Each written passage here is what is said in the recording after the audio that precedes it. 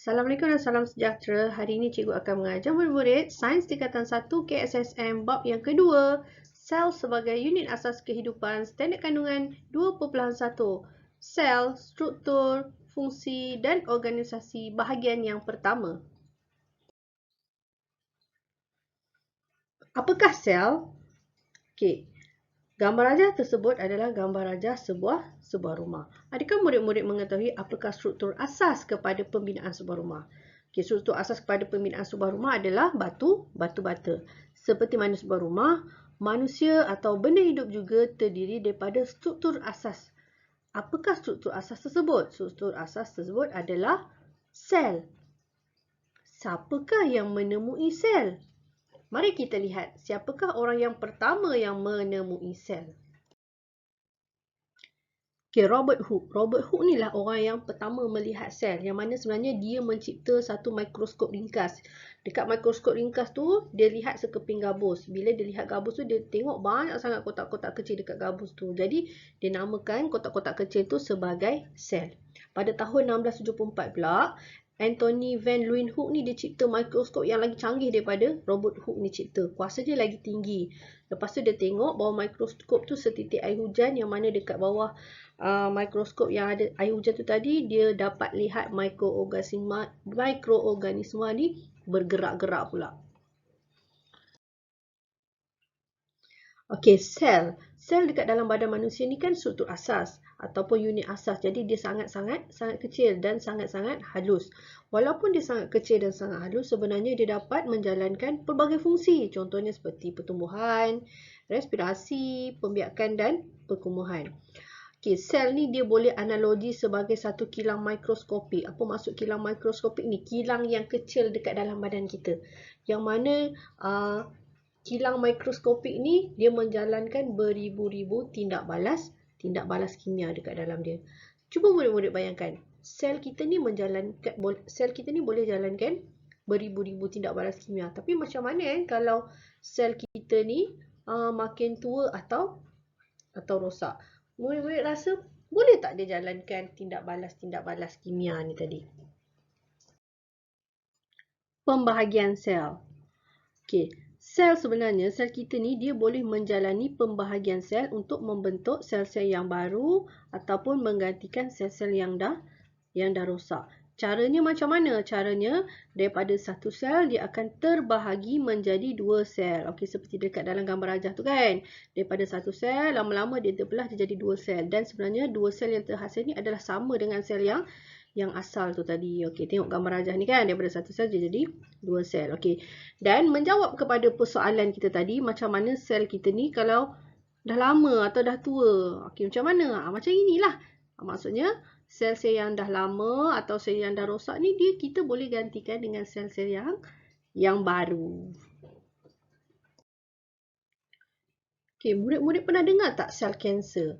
Sebenarnya dekat dalam badan manusia ni memang ada sel kanser, tapi dalam keadaan terkawal, sel-sel kanser ni dia membahagi secara normal. Maksudnya sel ni dia akan mati, lepas tu dia terhasil sel baru. Dia mati dan terhasil sel baru. Tapi jika berlakunya kanser terbentuk kalau sel ni dia membahagi secara berterusan. Maksudnya dia membahagi secara tak terkawal. Okey, murid-murid tengok dalam gambar rajah tu.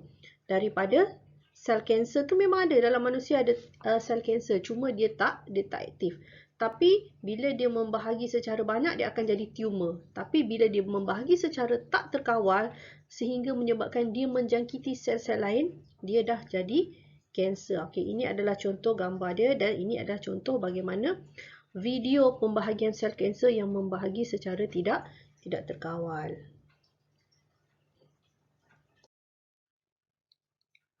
Ini mesti menarik minat murid-murid. Sebenarnya dekat dalam makmal kita boleh melihat struktur sel haiwan. Maksudnya sel kita ni lah, kita boleh tengok sel kita. Caranya kita boleh kikis di bahagian dalam pipi tu. Okey, lepas tu apa yang kita nak buat? Lepas kita dah kikis, kita kikis guna pencukir gigi.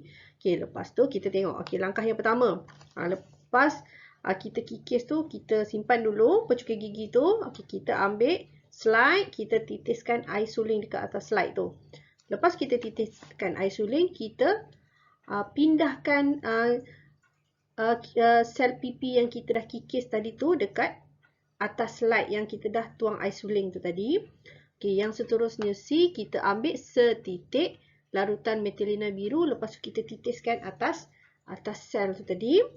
Yang seterusnya, yang D, kita tutupkan dengan penutup kaca.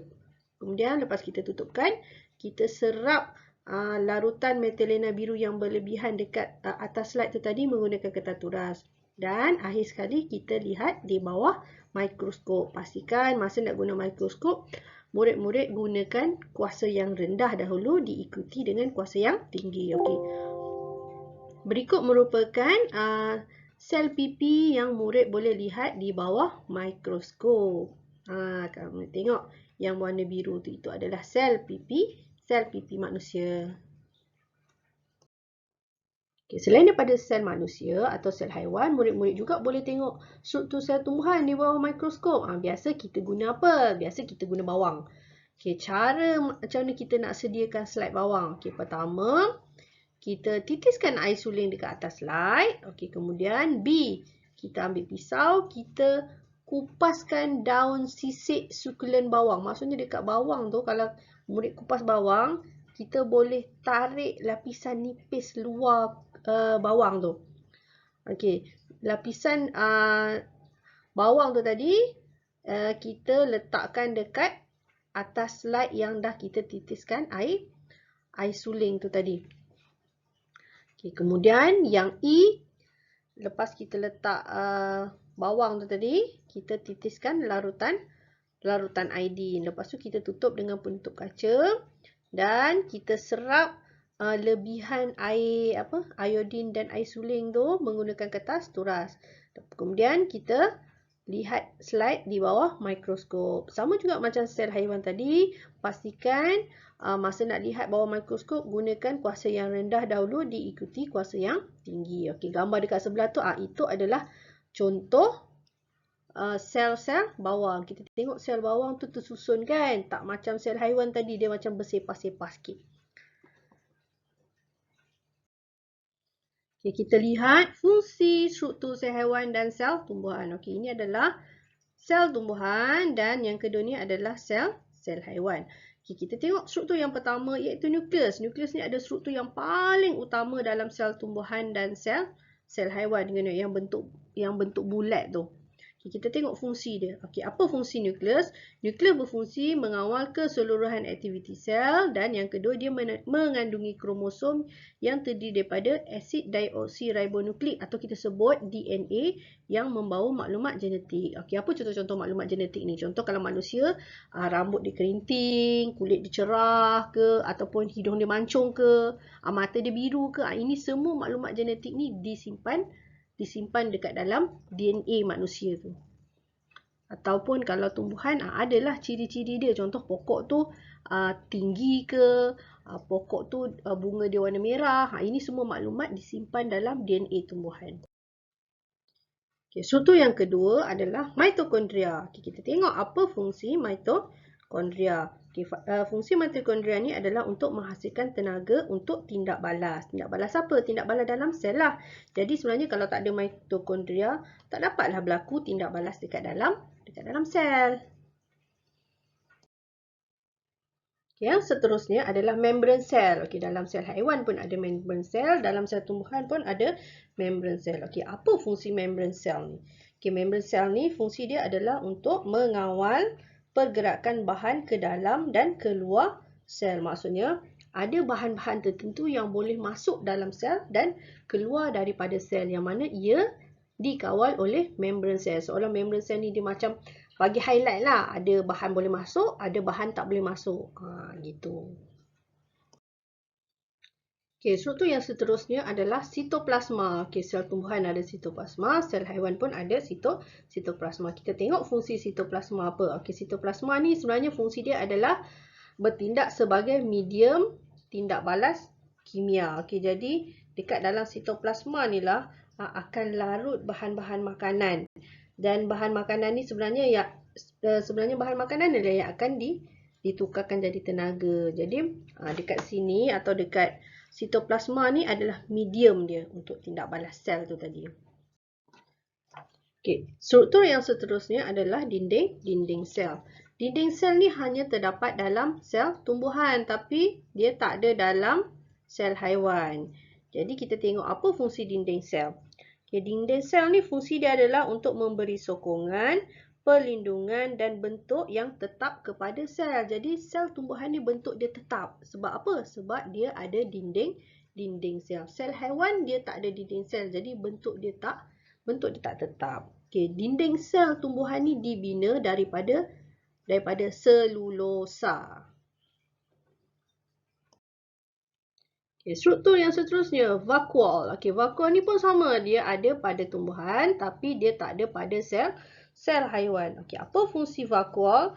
Fungsi vakuol adalah untuk memberikan sokongan kepada sel apabila dia dipenuhi subsel. Apa dia subsel? Subsel ni adalah satu bahan yang ada air dan zat-zat yang terlarut. Okey, apa zat-zat terlarut tu? Contohnya macam gula, garam, oksigen, karbon dioksida dan lain-lain.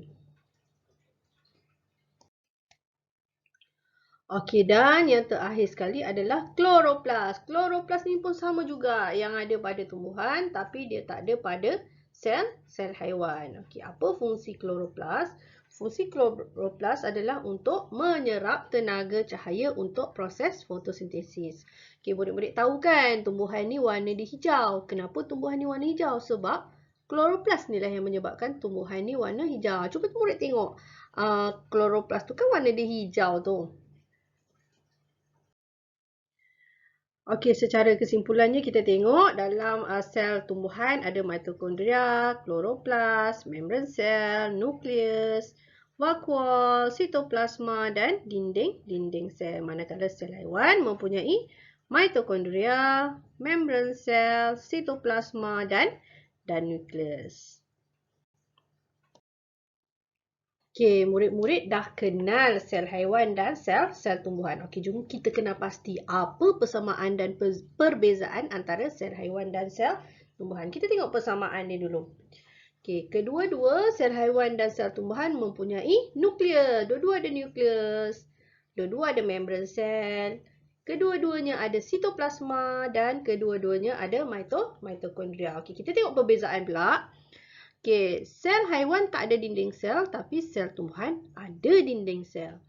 Okey, sel haiwan tak ada kloroplas tapi sel tumbuhan ada kloroplas. Sel haiwan tiada vakuol tapi sel tumbuhan ada vakuol. Okay, sel haiwan bentuknya tidak tetap tapi sel tumbuhan mempunyai bentuk yang tetap. Okay, organisma dekat dalam dunia ini terdiri daripada sama ada unisel ataupun multisel. Okay, kita lihat satu-satu. Kita tengok organisma unisel. Okay, organisma unisel adalah uni bermaksud satu, iaitu organisma yang hanya ada satu sel. Manakala organisma multisel atau multi bermaksud banyak. Jadi ia adalah organisma yang terdiri daripada lebih dari satu sel. Okay, walaupun organisma unisel tu dia hanya ada satu sel je, tapi organisma ni dia tetap boleh menjalankan pelbagai proses kehidupan. Contohnya seperti pertumbuhan dan pembiakan. Okey, jom kita tengok apa contoh organisma unisel. Okey, contoh-contoh organisma unisel adalah ameba dan paramecium. Yang mana ameba dan paramecium ni dihidup dekat kawasan-kawasan yang berair. Okey. Okay, ini adalah salah satu contoh ameba dan yang sebelah kanan ni adalah contoh paramecium. Paramecium ni kan bentuk dia macam selipar yang berbulu-bulu. Ameba ni pula bentuk dia tak tetap. Okey, kita tengok. Okey, bentuk yang sebenar bagi ameba. Okey, ini adalah ameba. Dia hanya ada satu sel je. Murid-murid tengok. Ini gambar betul. Ini bukan gambar tipu. Okey, sama juga macam paramecium. Ini contoh paramecium. Tengok dia boleh bergerak kan. Okay, bentuk dia macam selipar. Okay, kita tengok organisma unisel yang seterusnya, iaitu contohnya adalah Euglena. Euglena ni dia ada ciri-ciri haiwan dan dia juga ada ciri-ciri tumbuhan. Sebab apa cikgu cakap dia ada ciri-ciri haiwan dan dia ada ciri-ciri tumbuhan? Okey, Apa yang menjadikan dia ada ciri-ciri tumbuhan? Sebab dia boleh buat makanan dia sendiri bila ada cahaya matahari. Tapi dia boleh bergerak macam haiwan. Sebab tu dia ada dua ciri, tumbuhan dan haiwan. Ini contoh Euglena. Dia bentuk macam daun, lepas tu dia ada macam ekor. Ini adalah contoh Euglena yang sebenar. Tengok, dia boleh bergerak. Walaupun dia boleh bergerak, tapi dia boleh jalankan fotosintesis juga. Okay, contoh yang seterusnya adalah Chlamydomonas. Okay, Chlamydomonas ni bentuk dia macam ni, macam ada dua sesungut tu tadi. Okay, ini cara dia bergerak lah. Ini adalah Chlamydomonas.